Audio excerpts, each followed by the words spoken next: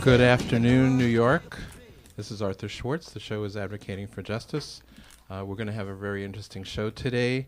I have with us Catalina Cruz, who's running for Assembly in Queens, and Blake Morris, who's running for State Senate in Brooklyn. They're in worlds apart, but worlds together. They're both on my show. Catalina is going to be calling in. Blake is actually sitting in the studio, and they're going to meet each other through the miracle of WBAI and Advocating for Justice. Good afternoon, Catalina. Good afternoon. How you doing? Good. So How are you guys doing? Okay, and I just so you know, I have Blake Morris in the studio. He's on after you, but he's running against Simcha Felder in the Bay Ridge Borough Park area. A whole world apart from where you're running for office, even though it's about 10 miles as the crow flies. Okay. So we dragged you away from door knocking for a half an hour, which Yes. is great. It's the best way to do it. And so Catalina is running in tell us the neighborhoods you're running in. I'm from the Bronx, so I don't know my Queens neighborhoods. Can you hear me well? Yes. Oh, fantastic. Thank you for having me. I am running to represent the 39th District, which covers Jackson Heights, Corona, and Elmhurst. Okay, and you're running for the Assembly. That is correct. And you're running against an incumbent. I am running, the way that I like to look at it is I'm running for the community. The other candidate just happens to be an incumbent. Okay, and the other candidate got elected without any serious opposition in a special election when Francisco Moya decided to move to the New York City Council. Is that correct? That's correct. Actually, it was without any opposition. You know, our special election process is very much broken, where it's the Democratic organization or the party organization who chooses what candidate goes on the ballot. That's exactly what happened here. There were no other candidates, and on this special election, the incumbent right now got the seat with less than 100 votes for a district of more than 200,000 people. Wow. And that's the world of Joe Crowley that is going to rapidly disappear, right? I think the way that the community has been discussing it, it's more about not necessarily the world of Joe Crowley, but the world of politics as it used to be versus politics as it needs to be from the community, by the community, making sure that it's the voices of the people and not the voices of quote-unquote Democratic leaders, if you will, that control who gets elected in our communities.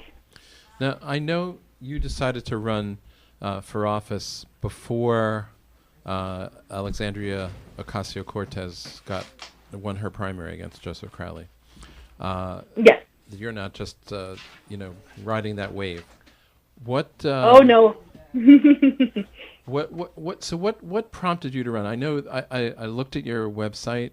You have a rich history as an attorney, as a litigator for poor people and people doing civil rights litigation. So why do you want to leave that world and go to Albany?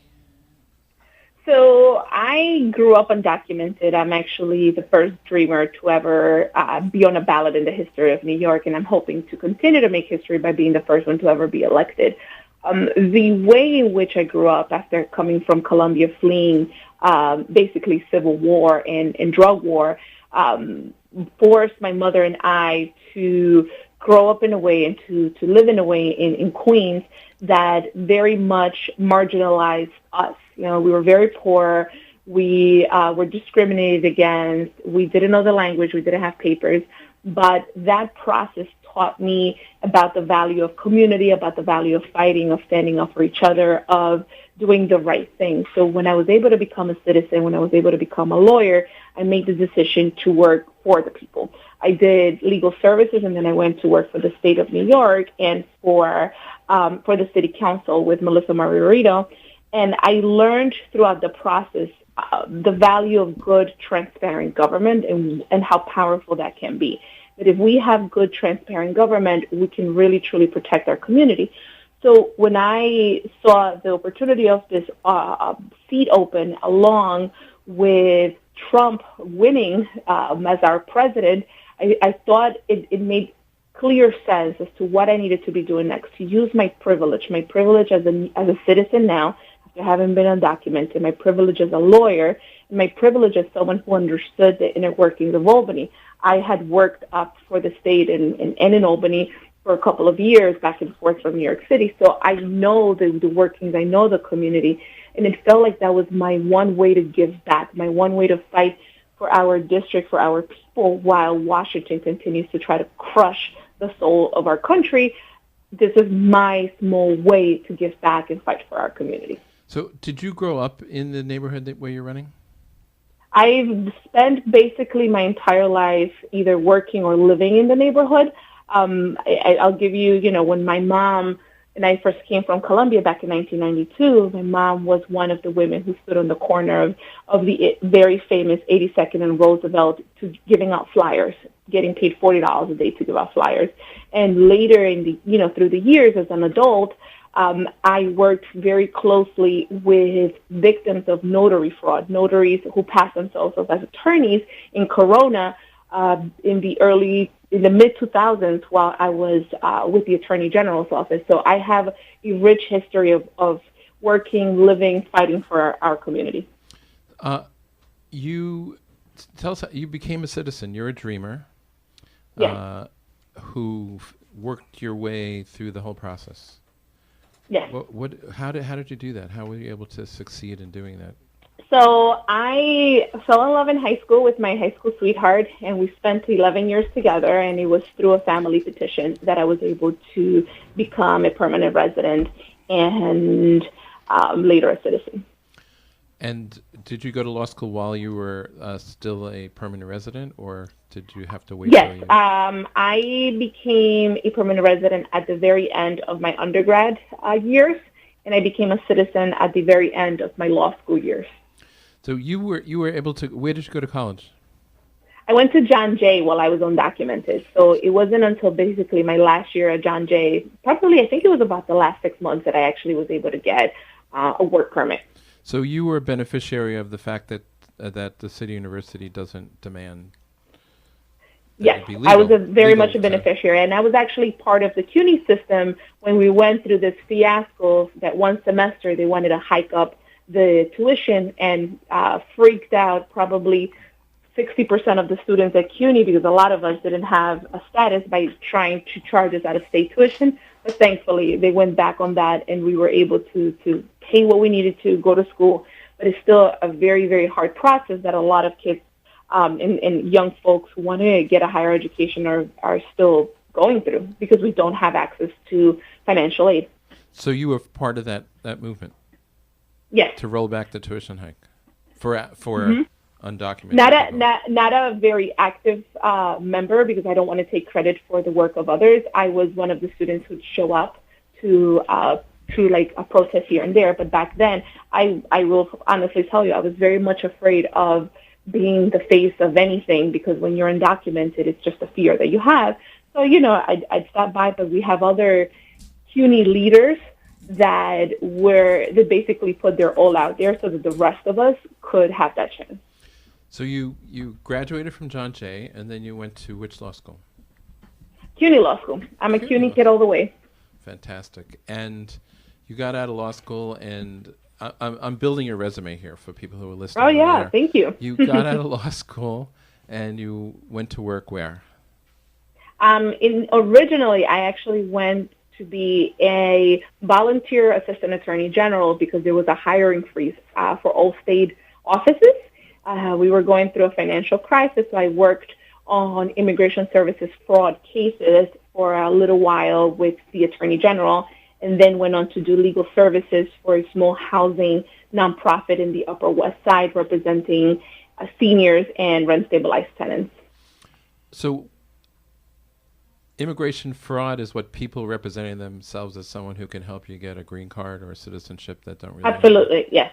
It's a lot of fake lawyers, notaries passing themselves off as lawyers, scamming folks for their hard-earned money in exchange for a fake American dream. Okay, and then you did housing work on the Upper West Side of Manhattan? Yes, I represented whatever was left of the single room occupancy units in certain parts of Manhattan, which was the last line of resort for affordable housing for a lot of people, and it still is. And okay, and then after that? I went on to work. I came back to work in state government and had the fantastic opportunity to be the counsel to the Division of Immigrant Affairs at the Department of Labor, where we led the state and in becoming a national leader on investigations of labor trafficking. I worked with employers. I worked with community-based organizations, with consulates, and just basically, there were times where I even went into farms to pull people out who were being trafficked. It was a fantastic experience to get to work that closely and have that kind of impact in changing someone's life. And how long ago did you stop doing that work? Probably maybe about 5 years ago, because from there, I did that for about 3 years. I then went on to work for former Speaker Melissa Marvi-Verito as the counsel to her immigration committee. And then I came back to the state to manage the Exploited Workers Task Force, which was about 15 state agencies investigating exploitation of workers around the state. And it was born out of the Nail Salon Initiative that looked at the wage and hour and health and safety violations within the nail salon industry. You've been busy. Oh, yeah. And I have been blessed to be busy. I have gotten to do some fantastic work that has changed the lives of millions of people. When I was at the Speaker's office, we got to kick ICE out of Rikers, and we got to implement the municipal ID. And I'm very proud of the work that I got to do for the people of the city of New York while I was there. So you're doing all this work, and what then drove you? I'm going to go back to the original question I asked now that we have your resume. What then drove you to decide that you weren't happy with the incumbent assembly person? I felt like I needed to do more. I have for a very long time felt guilty about the privilege that I have. So yes, I grew up as a dreamer and documented, and it was a struggle. All of that I get. But because I have this place in our society, in our community, that has conceivable power, because I have the knowledge, the experience, and literally the immigration status, I always felt like I needed to do more. And I was always trying to find what is the next best way that I can help our community? What is the best way that I can make sure that other young folks like myself don't have to endure the injustices that my mother and I did. And so that's why you say I'm busy, with my resume. That's what drove me to continue to look for the next best way. And it was when I saw that projects like DACA were about to be obliterated, when I saw that the rights of workers, that the rights of women, that the rights of immigrants were about to be obliterated by an administration who is constantly attacking the very essence of what makes New York and the United States an amazing place to live, and the place that basically a lot of our immigrant community came here because we see it as a place of refuge, as a place where we can have that opportunity to actually build the future for our family. When I saw that trying to be destroyed, I thought back to the basics. All politics are local. So how do we at a local level, because we can't change who's our president right now. That's the reality. We'd like to see him impeached. We'd like to see all these things happen, but that's not going to happen for a while. So in the meantime, how do we at the local level protect our communities?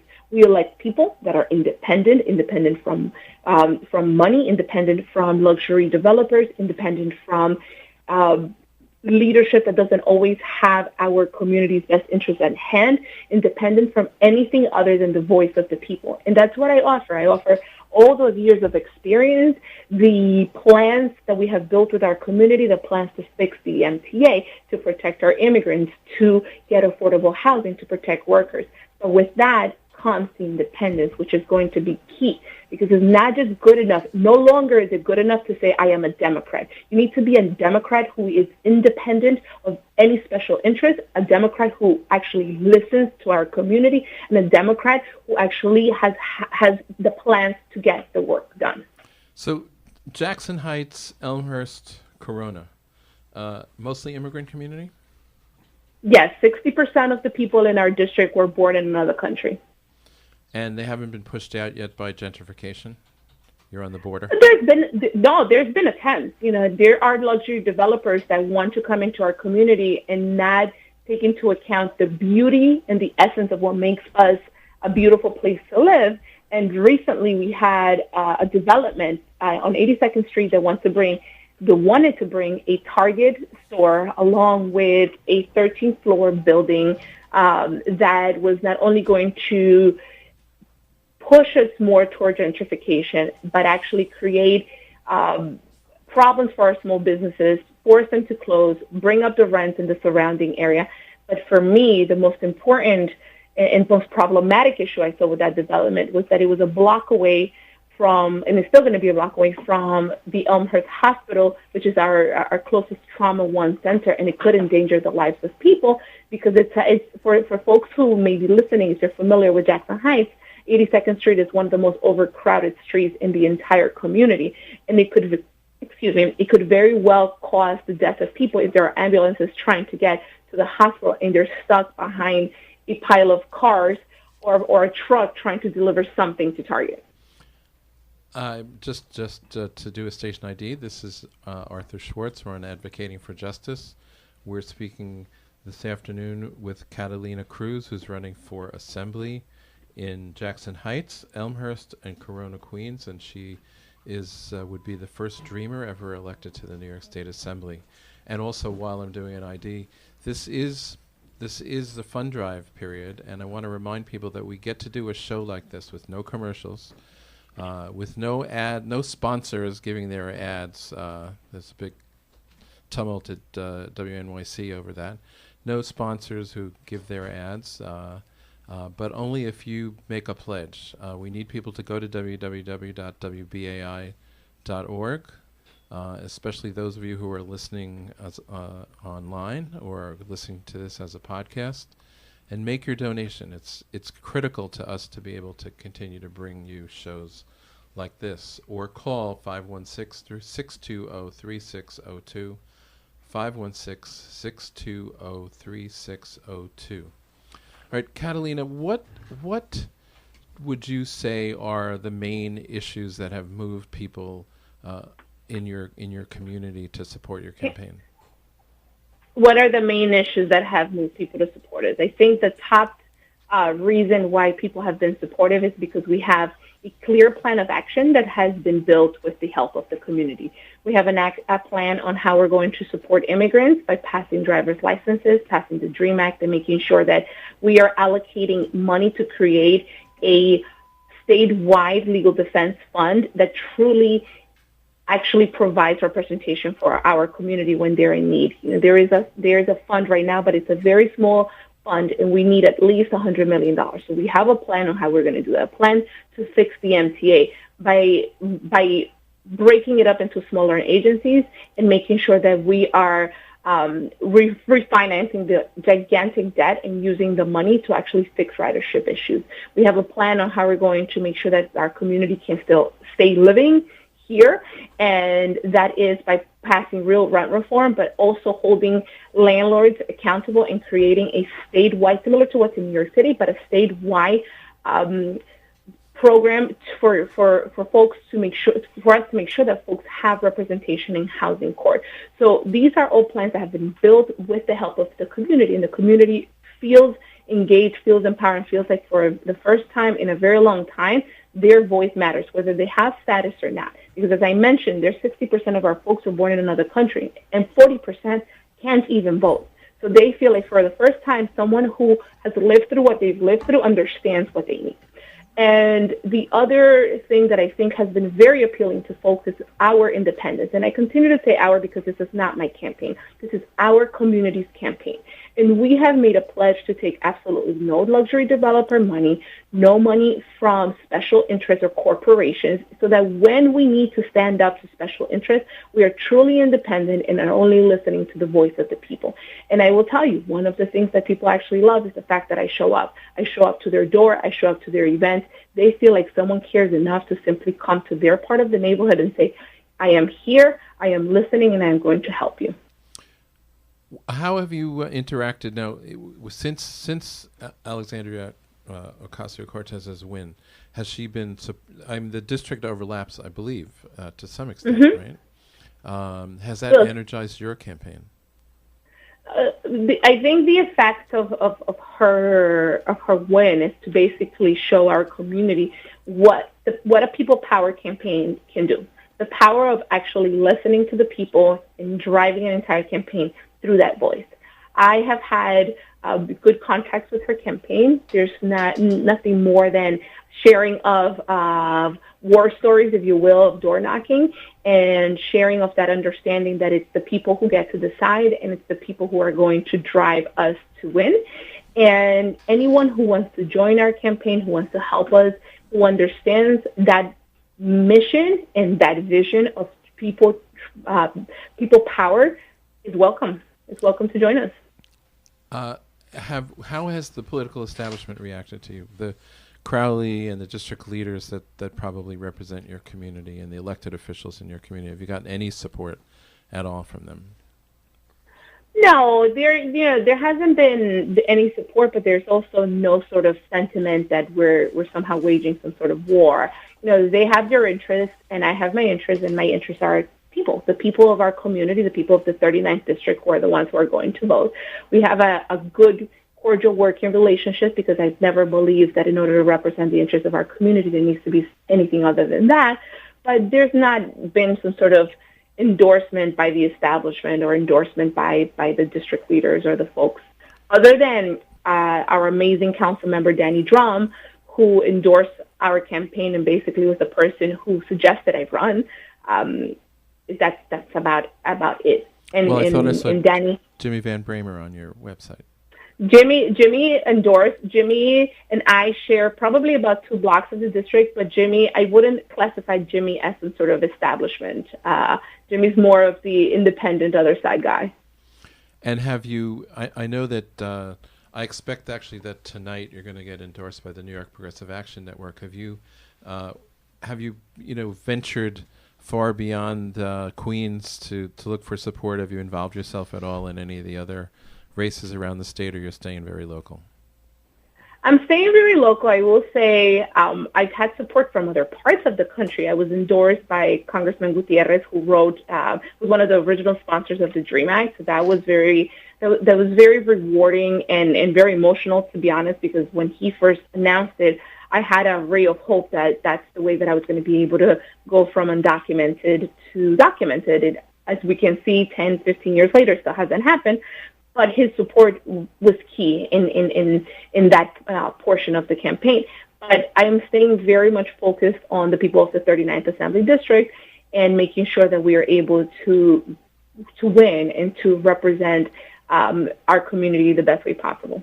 Now, as somebody that has some experience in Albany, would you how would you try to affect the culture up there? I know you said you're not taking money from developers and other people who you say special interests. I'm sure you would take it from a union if they gave you money, which some people call special interests. But what do you see as the main problem up in Albany? Money. I think you got to follow the money. The kind of campaigns that Albany allows you to run are the kind of campaigns that are tainted by special interests, because we don't have publicly funded campaigns. And we have the kinds of salaries where people may have side jobs, side gigs, and it can create conflicts of interest. And whoever says that that's not a case is lying to themselves, because you cannot, on a $79,000 salary, it's very difficult to live comfortably going back and forth. But that doesn't mean you can't do the job. It's not going to be easy, but you can do the job. I was in legal services getting paid very little, and we did a fantastic job. So I think the problem with Albany, it's the amount of money that goes into funding a lot of these campaigns. The reality is these are 2-year terms. So by the time you're done running for the first time and you get elected, you're already gearing up for that additional election for 2 years later, and already taking funds to fund that next campaign. So if that is driven by these large donors 4,400 that is coming from folks that are not members of your community and don't have the interest of your community at heart, it's going to be very difficult for you to not be held accountable to those folks who are giving you the large checks. Look, I'm very proud to be in our race. I am the candidate with the most number of community donations, and I have taken very few max donations because our community does not have that kind of money. And we are very, very proud to have taken zero, like I said, zero corporate funding. All right, it's time for us to end this interview. I want to ask you one last question. People who want to get involved in your campaign, so tell us how to do that. That want to get involved to visit our social media accounts, whether it's on Twitter, Facebook, or Instagram. You can find us at Catalina, that's Catalina, Cruz, NY. That's Catalina Cruz, NY. And they could also visit us on our website, which is votecatalina.com, votecatalina.com. And we welcome folks to come over to help us door knock. We are driven by the people. We need folks to come out and make sure that they are knocking on doors, helping us deliver our message. This is doable. We have seen what people power campaigns can do. Very recently we saw it, and we can see it again on September 13th with the help of the community. And we can make history, because what a better message to send to Washington at a time where they're attacking immigrants, where they're attacking women, than to send the first dreamer to office, especially out of the borough where the president claims to be. Queens is immigrants. Queens is women. Queens is people of color. Queens are workers. Queens are seniors. We are not hate. And that is what he is putting out into the world. We elect someone like me. We send a very strong message to the nation that we will not stand as an elected tries to destroy the soul of our country. Thank you very much, Catalina. And I hope to be in touch with you right after September 13th and hear about your plans once you win. Thank you very much. Thank you so much. I hope you have a wonderful day. Thank you. Bye-bye.